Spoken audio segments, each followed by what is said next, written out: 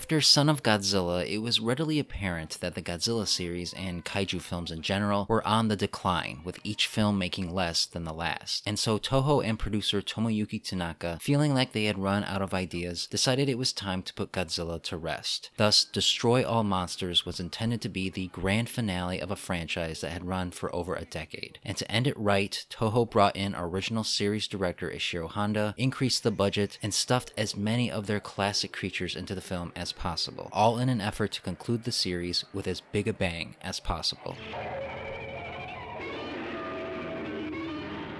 It is the year 1999, and mankind has advanced to the point where they have complete control of Earth's monsters, containing them on an island dubbed Monsterland. Suddenly, communication with Monsterland is lost, and all of the monsters begin attacking major cities across the globe. A race of aliens called the Kilax reveal that they have control of the monsters, and intend to use them to wipe out humanity unless they bow to their whims. With surrender not an option, it's up to Captain Katsuo Yamabe and the crew of the spaceship Moonlight SY-3 to fight back and return control of the monsters to humanity before it's too late.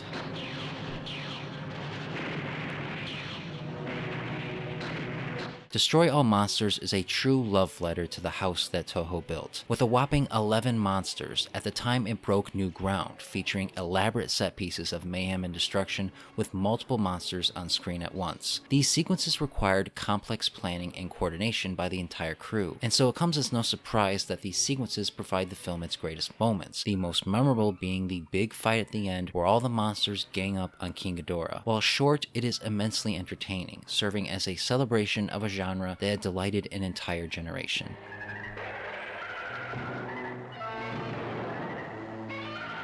Indeed, everything involving the monsters shines in this film. Godzilla comes back with a brand new and much improved look, as does Anguirus, his first appearance since Godzilla raids again. The film wastes no time setting the monsters loose, and from that point they remain a constant presence. The pacing is very good, with the monster scenes spread out evenly enough so that it's never too long before they appear. And aside from a few comically brief cameos, most of them get a moment or two to shine.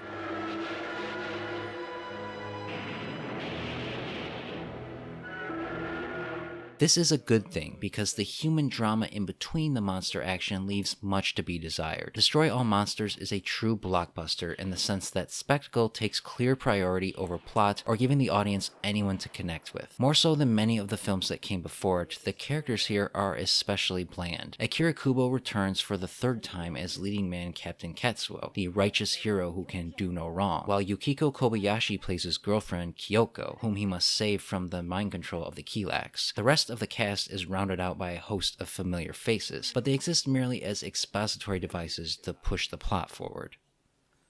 これは非常に精巧な電子計算機が組み込まれているそう受信機です。This really holds back Destroy All Monsters from being the true classic it aspired to be. In essence, this film sports the same plot as Invasion of Astro Monster, only far less interesting. The Kilax are very generic and shallowly presented, with their plan having little nuance or intrigue. They feel like an afterthought, a plot device to allow the monsters to rampage across the world. Cities are destroyed, but you never feel the impact, and so you never quite feel like the world is in danger despite the high-stakes intensity of the plot, making everything aside from the monsters rather unengaging.